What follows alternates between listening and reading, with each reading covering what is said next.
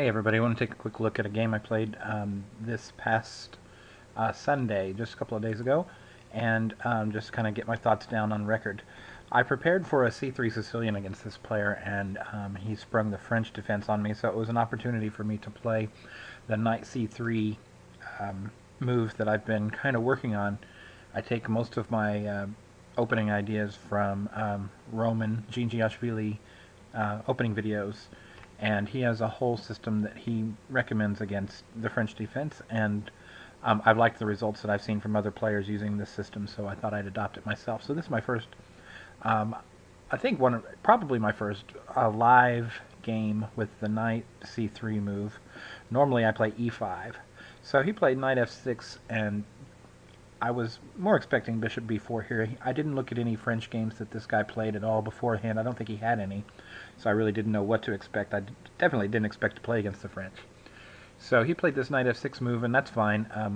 I know the Bishop G5 and E5 line here where you trade off the dark square bishops, so that's what we did. And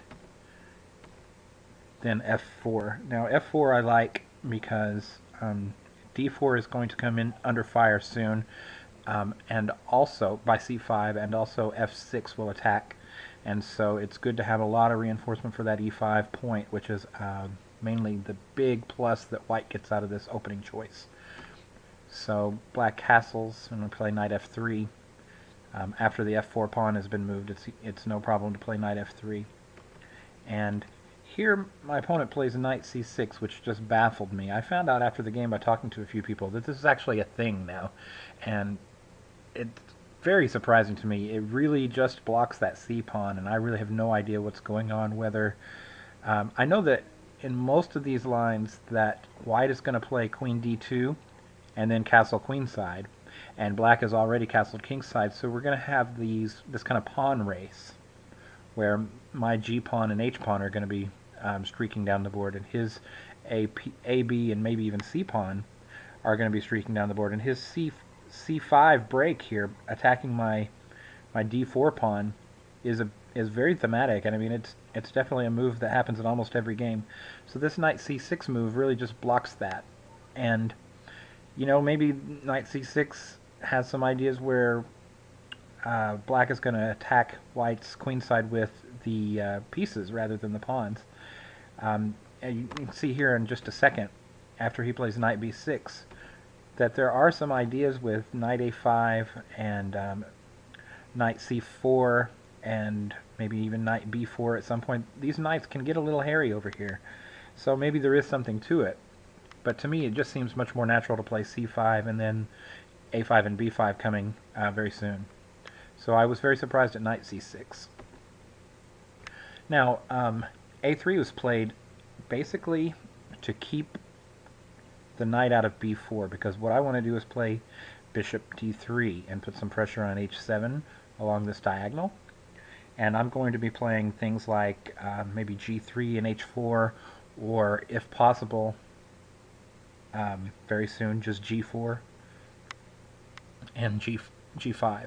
So pushing these pawns very quickly is what I'd like to do. Bishop d3 is going to connect the two rooks. I might be able to play rook d over to g1 and really put some pressure over there. Now, one of the things that's common in these kind of positions is to look at these three pawns, and if they're all still on their starting square, then black has a much better chance of withstanding that kind of a full-out assault. Anytime these pawns get pushed one, then it gives white sort of a little target to push. Like say black had played h6, then g4 and g5 has a lot more zip to it. I believe it's called a lever in some more recent books.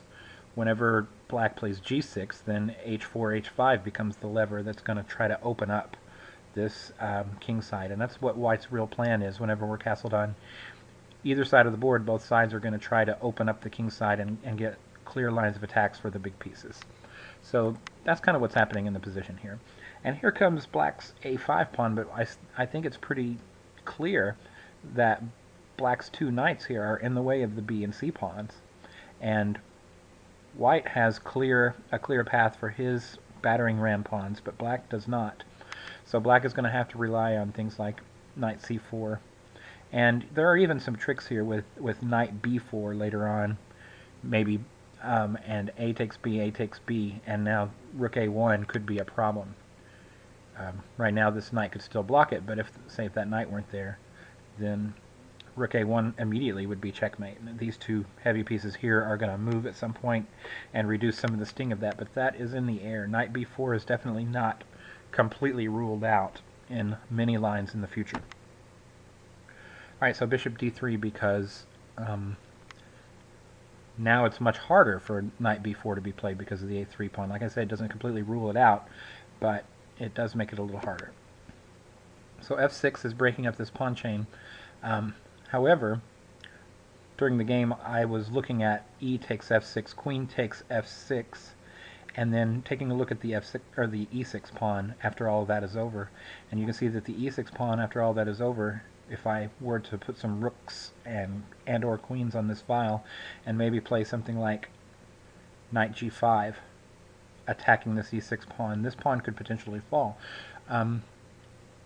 My overall goal is to open lines towards the king, so it's sort of a little tempting to say I don't want to get distracted by the little pebble of having a slight weakness on e6 that I can attack when my ultimate goal to attack is the king side. But opening up the position won't hurt my chances here. So e takes f6 furthers that goal. And like I said earlier, now I've seen one of these three pawns be pushed, I definitely have some things to attack. And so this move right here to me is a first sort of a positional question mark for black. Well, other than a second one, other than knight c6. So I trade on f6 and shore up my f4 pawn. But we look at d4 and we see that it's attacked once by that knight, defended once, but it's also attacked now by his queen. However, it's a simple tactic that black does happen to notice in this game, that if knight d4, queen d4, bishop h7, check wins the queen for the bishop. Queen and a pawn for the bishop. Well, that's swapping pawns, so queen for the bishop. So bishop h7 would win the queen on d4. So that is why black made the move king h8, because he wants to renew the threat now on d4. However, I think this is a little slow. I think black needed to do something else here. I don't know what right off the top of my head.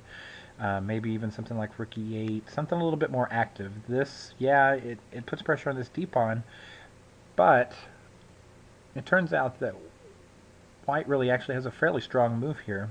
Maybe more than just one strong move, but the one that I found was knight g5, which basically incurs weakness on the black king side here. What we're doing is putting two pieces on the h7 pawn. We want to open lines, so giving up this pawn for this pawn to me is no big deal. I would much rather open up black's king side and do so on what's probably going to be an open file. If I ever get to push h4, h5, h6, I can really open things up. Excuse me. And this d4 pawn, really, it's not terribly important that it's not there because black doesn't have any open lines. Let's say I just remove that d pawn from the board right now. Yeah, the e file or the d file is open, but nothing is really going to get there very easily. There's really, he could just push d4 and then the knight can move wherever, but there's no way to get down the b and c files because of all these pieces here. So to me, the loss of the d4 pawn is way less important than the loss of this h7 pawn, so he needs to take care of the h7 pawn. There's really only one way to do so. For one, you need to notice that knight h7 is a fork of the queen and king, or the rook and queen. Therefore, he either needs to protect the pawn or move one of the pieces. If he moves one of the pieces, I just get the pawn and the weaknesses that it incurs. And if he protects the pawn, really the only way to do that is g6. g6 gives a real juicy target. It's another weakness on the king's side for my pawns to attack. So the line I calculated was knight g5, sorry, where was the knight? Here, knight g5, g6, and then I was going to play h4 and h5. And you can see in the game that's exactly what happened. And he I guess king g8 feels panicky to me. Uh, he just wanted to get off of the file because maybe h5 was going to attack the h7, h5, and then h takes g6 is going to attack the h7 pawn that's pinned. I'm not sure. It might be nice for the king to be on g8 now instead of h8 after the last couple of moves, but I don't think black has time for that move. And so this is another, to me, big question mark move, was king g8. I had a player also suggest here that knight takes h7 was possible, which instead of h5, which is probably very likely. But to me, I'm much more interested in simple moves, and h5 seemed simple, and with knight takes h7, to me it seemed like there could be some miscalculation possible there, so I didn't want to play knight h7. It just gave me too much to really worry about, whereas h5 looks very simple. I still kind of have to worry about knight c4 coming in there. It's not terribly concerning, but it is a little bit worrisome to have that knight coming into c4. So the thing that sort of put my mind at ease was knight c4. I always have queen h2, and this is almost definitely going to be an open file at some point. So he's trying to reinforce g6, and I thought at the time, maybe this is an okay idea. I believe yes, I see this little threat arrow that Fritz has thrown in here. I'm not really sure how to turn that off, but it's a decent thing. It reminded me that one of the lines I calculated in the game had h6 in it, where I had to move the knight back to maybe f3. Yeah, I think f3 was what I had planned. I don't remember if it was on this move or the move before where I was calculating g6, but it seemed okay. But I do remember that it was one of the only things that I was really actually worried about. All the other moves seemed pretty much to lose.